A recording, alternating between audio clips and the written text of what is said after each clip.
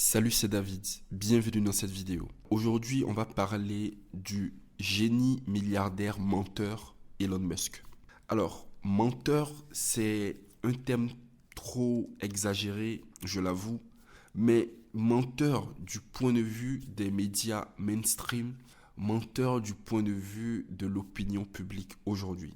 Alors, je vais te parler de Elon Musk dans l'épisode de l'achat de Twitter. Cet épisode est, je dirais, un épisode rocambolesque, digne d'un film à rebondissement, un film d'action, un film à sensation, parce que auparavant, Elon Musk, Monsieur Musk, avait donné son accord en avril dernier de vouloir acheter Twitter. Et il est revenu, le même Elon Musk, en juillet dernier et dire qu'il ne voulait plus finalement acheter le réseau social. Et cette fois-ci, il revient aujourd'hui en octobre pour dire que finalement, il est prêt à acheter le réseau social. Donc ce feuilleton est digne d'un film à rebondissement, comme je te l'ai dit tantôt. Et c'est vrai, c'est un événement qui amuse les médias, qui fait parler les médias, qui ravive les discussions sur les réseaux sociaux, mais en réalité, il y a des leçons très précieuses à tirer à travers cet épisode entre Elon Musk et Twitter.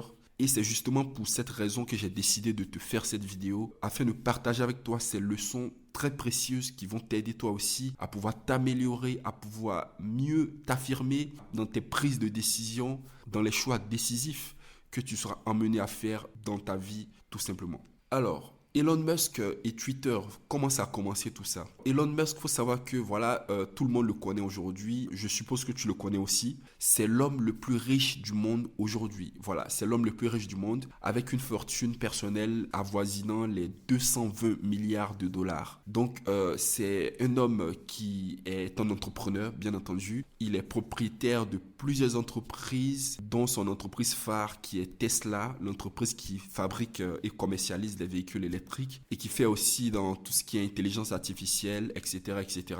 Elon Musk est également propriétaire de l'entreprise d'exploration spatiale SpaceX. Il est également propriétaire de d'autres entreprises telles que The Boring Company, Neuralink, etc., etc. Donc ce monsieur est un entrepreneur multi-récidiviste. C'est quelqu'un qui a passé presque toute sa vie à entreprendre, à monter des entreprises. Et aujourd'hui, toutes ces entreprises qu'il a montées aujourd'hui l'ont conduit à devenir l'homme le plus riche du monde. Donc cet homme, Elon Musk, propriétaire de Tesla, voilà, en avril dernier, il a décidé de vouloir acheter Twitter, le réseau social Twitter. Alors on connaît tous Twitter aujourd'hui, c'est l'un des réseaux sociaux les plus influents, les plus populaires. Je dirais même le plus influent parce que c'est le réseau social où toutes les personnalités s'expriment lorsqu'elles ont une position à partager, lorsqu'elles ont une idée à véhiculer. Toutes les personnalités du monde aujourd'hui se retrouvent à communiquer sur Twitter. Donc c'est vraiment l'endroit où tu peux dénicher des informations précieuses, des informations de dernière minute venant de certaines personnalités très très influentes. Alors donc Elon Musk décide d'acheter Twitter. Alors comment ça a commencé tout ça? Avant de parler de l'historique de cet épisode, quel a été le déroulé des événements et comment tout ça nous a conduit à aujourd'hui le fait que Elon Musk décide finalement de vouloir acheter le réseau social. Alors aujourd'hui, lorsqu'on lit dans les médias, lorsqu'on regarde ce que disent les médias, ils sont tout simplement unanimes sur une chose. Monsieur Musk est un menteur. Monsieur Musk a retourné sa veste. Monsieur Musk n'est pas un homme de parole et que voilà, il a perdu toute crédibilité dans cette affaire avec Twitter parce que voilà, il avait donné sa parole en avril et il est venu finalement dire qu'il n'est plus prêt à acheter le réseau social en juillet et maintenant il revient dire que oui, finalement, il veut acheter maintenant. Voilà, donc tout cela a poussé les médias à dire que Monsieur Musk voilà, n'est pas un homme vraiment sérieux tout simplement. Alors, que disent encore les médias à ce sujet? Les médias disent que Monsieur Musk a décidé de finalement acheter Twitter parce qu'il était sûr qu'en allant au procès avec Twitter, il allait tout simplement perdre le procès. Alors, il faut dire que c'est vrai, il y a un procès qui a été fixé courant de ce mois d'octobre, plus précisément le 17 octobre. Et ce procès, c'est un procès entre Elon Musk et Twitter. Voilà, donc d'ici là, s'il n'y a pas de dénouement dans cette affaire, c'est sûr que les deux parties iront en procès le 17 octobre prochain Alors ça, c'est ce que disent les médias, c'est ce que dit l'opinion publique aujourd'hui. Mais cher ami, qu'en est-il en réalité? Même si le même Elon Musk a confirmé ses dires, oui, c'est vrai, il a dit qu'il reconnaît qu'il a peu de chances de gagner le procès, etc., etc. Il a lui-même avoué. Mais franchement, cher ami, j'ai envie d'attirer ton attention sur quelque chose de très très important. Alors, lorsque ce genre d'événement survient, et pour tout autre événement d'ailleurs, il y a une version officielle qui est dite dans les médias mainstream, sur les réseaux sociaux, et la plupart du temps même par le concerné lui-même. C'est-à-dire le concerné lui-même vient corroborer cette version-là. Et bien souvent, lorsqu'on va dans le fond des choses, on se rend compte qu'il n'en était rien tout simplement. Il n'en était rien parce que voilà, pour l'opinion publique, pour les masses, il faut trouver une version qui est simpliste, une version qui est facile à comprendre, une version qui fait tout simplement parler, qui fait tout simplement critiquer. Et voilà, les gens s'arrêtent là tout simplement. Voilà, donc lorsqu'il se passe quelque chose, les gens préfèrent jaser, les gens préfèrent critiquer, les gens préfèrent condamner et insulter, au lieu d'aller réfléchir, aller voir dans le fond des choses ce qu'il en est réellement, qu'est-ce qui a motivé tout ça, qu'est-ce qui a été le moteur de tout cela. Alors, pour comprendre réellement les choses et pour tirer les leçons essentielles que j'ai envie de partager avec toi dans cette vidéo, on va voir ensemble très rapidement l'historique de cette saga entre Elon Musk et Twitter. Et c'est ainsi que tu comprendras réellement qu'est-ce qui s'est passé, qu'est-ce qui a été, je veux dire, la véritable raison qui a motivé Elon Musk à changer d'avis en juillet, alors qu'il avait donné sa parole en avril de vouloir acheter Twitter. Et pourquoi finalement il décide aujourd'hui en octobre de vouloir finalement racheter le réseau social. Alors, avant de rentrer dans le vif du sujet, je t'invite à t'abonner à la chaîne si ce n'est pas encore fait. Alors, j'ai vraiment besoin de ton soutien, cher ami, parce que je viens de commencer cette aventure sur YouTube et c'est le moment de t'abonner. C'est le moment de t'abonner pour montrer ton soutien et également pour faire partie des personnes qui ont été les précurseurs de cette aventure d'Objectif Liberté. Alors, donc, je t'invite également à télécharger gratuitement mon livre que j'ai écrit qui s'intitule La trilogie de la pauvreté. C'est un livre qui va t'emmener à comprendre et éventuellement à te libérer des 3 vices, des 3 habitudes qui maintiennent la plupart des gens dans la pauvreté, à savoir la masturbation, le fait de fumer de la cigarette et le fait d'abuser de l'alcool.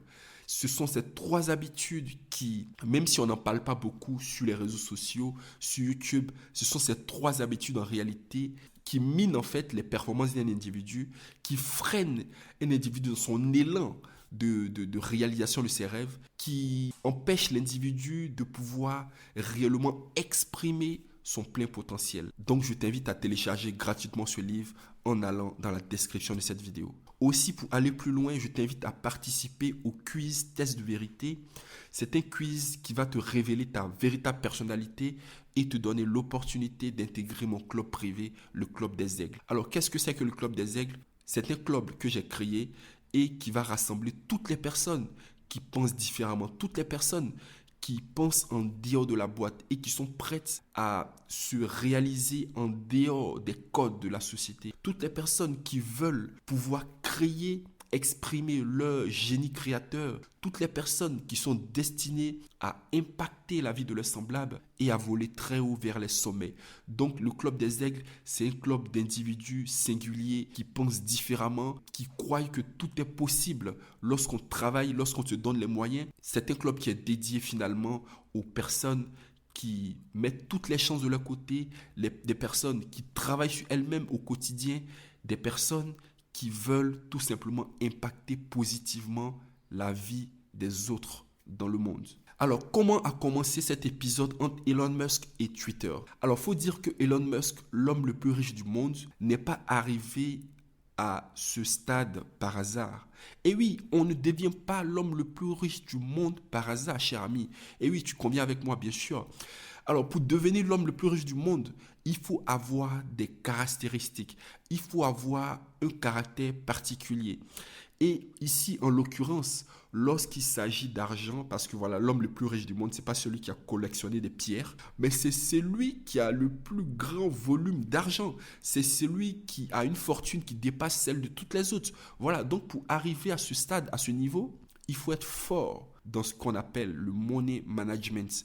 Il faut être fort dans le money management. Il faut être fort tout simplement dans la gestion de l'argent. Donc Elon Musk, cet individu, ce monsieur est très fort dans cet art du money management. Et oui, il n'est pas arrivé à devenir l'homme le plus riche du monde par hasard. C'est parce qu'il excelle dans le money management. Et tout cet épisode entre Elon Musk et Twitter cache en réalité le fait que Elon Musk a donné la priorité au money management au détriment du fait de se précipiter dans l'achat de Twitter.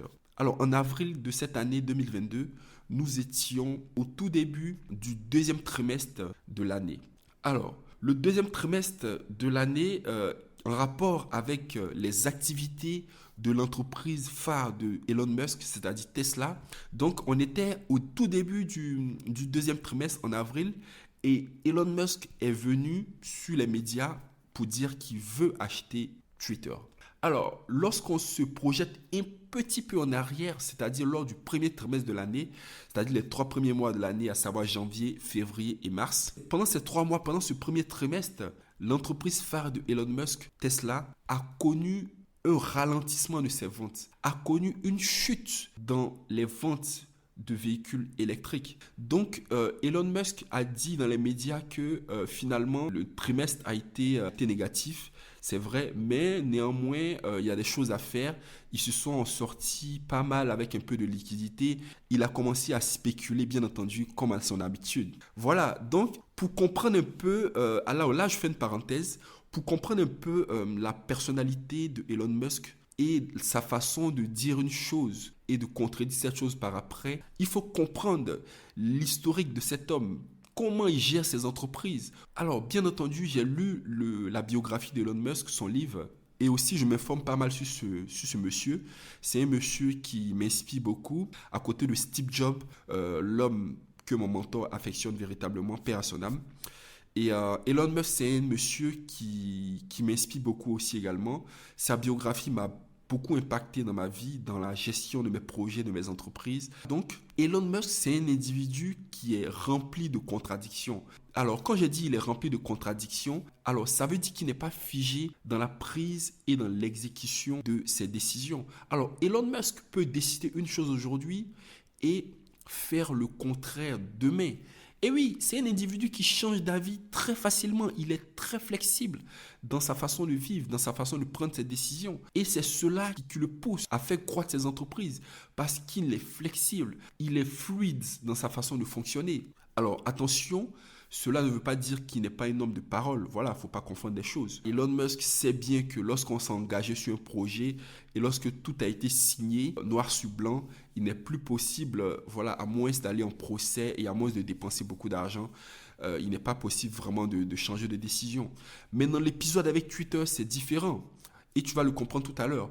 Donc Elon Musk, c'est un individu qui est rempli de contradictions. Et pour le comprendre, on peut se référer à l'une de ses sorties lorsque pendant le premier trimestre, Tesla connaissait des difficultés dans la vente de ses véhicules électriques. Elon Musk est sorti dire dans les médias le 28 février qu'il avait décidé, parce que voilà, à l'époque, il y avait une politique qu'il voulait mettre en place pour mieux vendre l'un de ses modèles de véhicules électriques, qui est le modèle 3, qui est l'un des modèles phares de la marque. Donc, il voulait vendre ce modèle-là en masse. Voilà, il voulait étendre la portée de sa clientèle par rapport à ce modèle de véhicule. Donc, il a dit qu'il allait non seulement revoir le coût de ce modèle Tesla à la baisse, et en plus de cela, il allait fermer pas mal de magasins physiques Tesla aux États-Unis parce que, soi-disant, cela augmentait les coûts du modèle 3 de Tesla. Donc, il avait comme ça pris une série de décisions pour pouvoir mieux commercialiser le modèle 3 de la marque.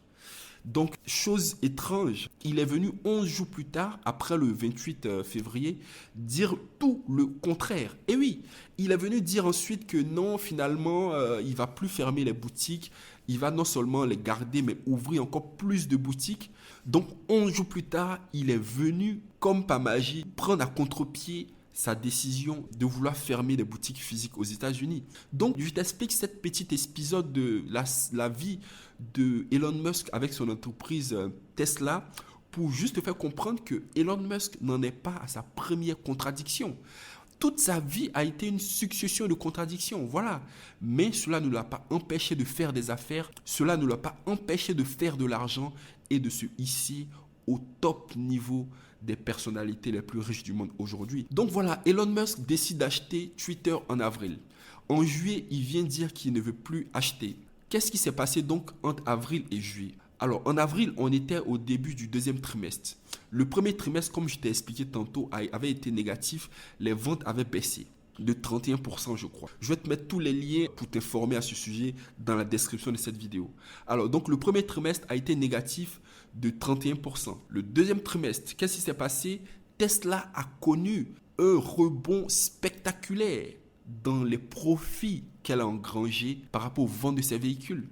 Ce qui veut dire que Tesla, au deuxième trimestre, après que Elon Musk a annoncé en avril vouloir acheter Twitter, les ventes de l'entreprise ont bondi de façon spectaculaire. L'entreprise a vendu, selon le New York Times, 2 fois plus de véhicules que le trimestre précédent, le deuxième trimestre de l'année 2021. Donc les ventes ont doublé au deuxième trimestre de l'année entre la période d'avril, mai et juin. Alors donc, logiquement, Elon Musk ne devait pas venir changer sa décision en juillet.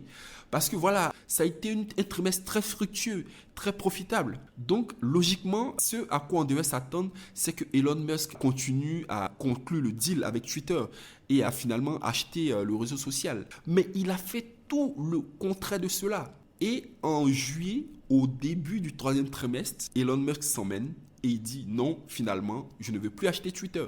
Soi-disant parce qu'il y a trop de bots, il y a trop de faux profils, il y a trop de faux comptes, etc., etc. Il a dit que l'entreprise n'avait pas la valorisation qu'on avait estimée auparavant. Parce qu'il faut dire qu'il était d'accord à la base, en avril, à acheter le réseau social pour 54,20 $ l'action et pour un montant total de 44 milliards de dollars. Donc Elon Musk était prêt à acheter Twitter à ce prix-là, 44 milliards de dollars.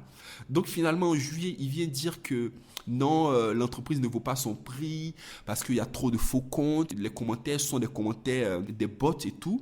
Donc en gros, il veut sous-estimer la valeur de l'entreprise. Et selon lui, c'est ce qui le motive à ne plus vouloir acheter le réseau social, alors qu'il s'était déjà engagé à 80% à acheter le réseau social. Alors pourquoi Elon Musk, au sorti du deuxième trimestre qui a été très fructueux, très profitable, nous l'avons vu, Tesla a doublé ses ventes. Pourquoi au sorti de ce trimestre, il n'a pas décidé de conclure la transaction pour l'achat de Twitter? Alors pour comprendre cela, il faut rentrer dans la façon de faire d'Elon Musk.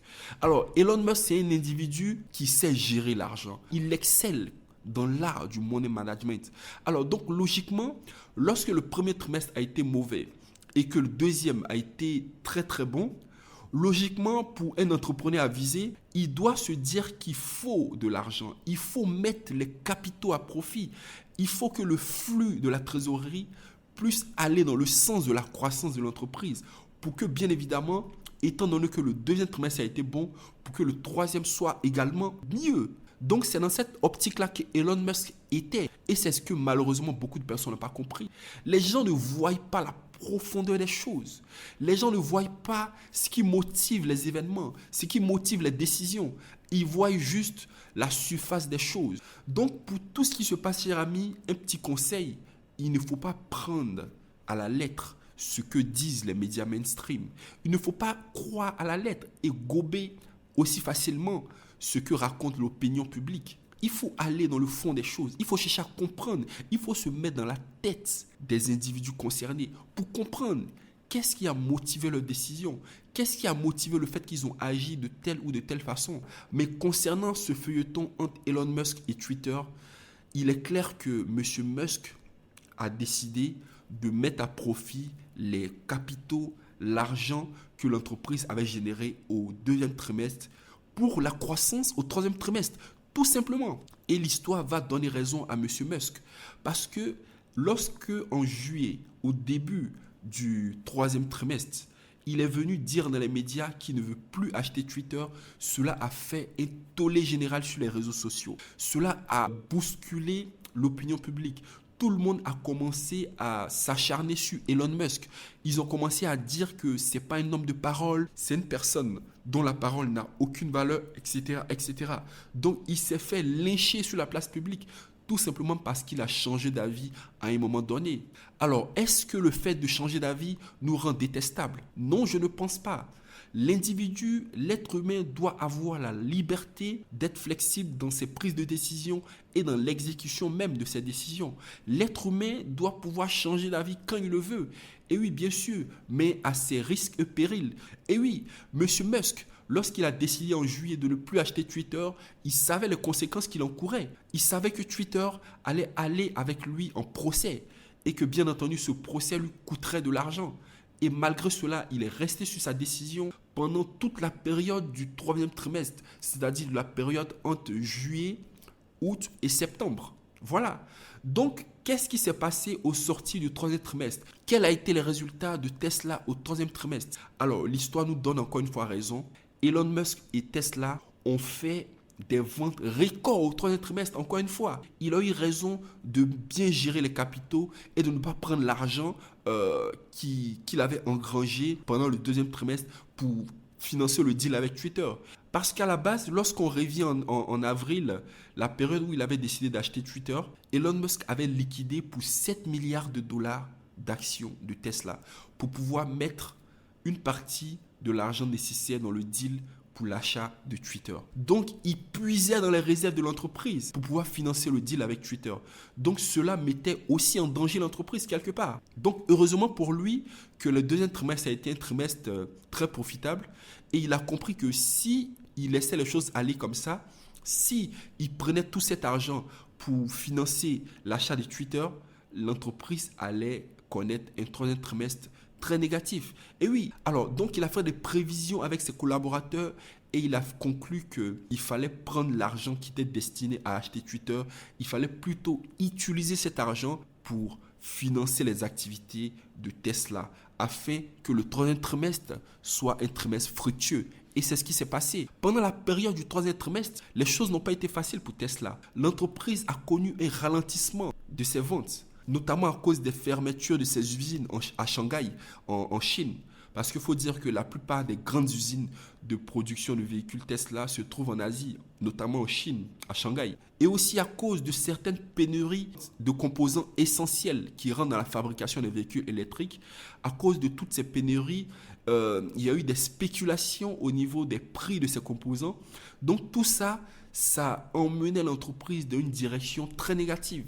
Mais malgré ça, Elon Musk a su anticiper tout cela. Il a su anticiper toutes ces difficultés qui allaient arriver. Et il a décidé de prendre l'argent qui était destiné à l'achat de Twitter pour financer les opérations de Tesla. Et il a eu raison de le faire. Il a eu raison de le faire parce que au troisième trimestre 2022, Tesla a connu une augmentation de 42% de ses ventes. Et oui, l'entreprise a vendu plus de 240 000 véhicules. Voilà. Donc voilà les choses concrètes. Et oui, cher ami, voilà les choses que les médias ne vont pas te dire. Voilà les choses que l'opinion publique ne va pas te dire. Alors, donc pourquoi maintenant il décide de vouloir finalement acheter Twitter? Bien évidemment parce qu'il a suffisamment d'argent dans ses caisses. Le premier trimestre a été certes négatif, mais le deuxième a été vraiment profitable et le troisième aussi. Et finalement, il a suffisamment d'argent, il a engrangé suffisamment de liquidités pour financer Twitter s'il le veut.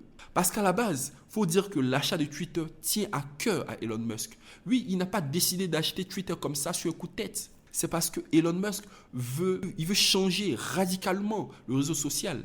Voilà, parce qu'il s'est exprimé, il a dit que Twitter, c'est un réseau social où la liberté d'expression n'était plus garantie, où il y avait trop de censure, etc., etc. Tout ça, ça a emmené Elon Musk à dire que Twitter n'est pas un réseau social qui favorise la liberté d'expression. Et donc, lui, il veut acheter le réseau social pour vraiment démocratiser la liberté d'expression, pour faire en sorte que chaque individu puisse exprimer librement ses idées et ne pas se voir forcément censuré. Voilà, donc le deal pour acheter Twitter lui tient à cœur. En plus de cela, Twitter, c'est un réseau social qui rapporte de l'argent, c'est un réseau social qui est rentable. Voilà, c'est très rentable. Donc, en termes financiers, le milliardaire Elon Musk a bien intérêt à acheter également le réseau social. Donc, finalement, Elon Musk est revenu sur la scène pour dire qu'il est prêt finalement à acheter Twitter.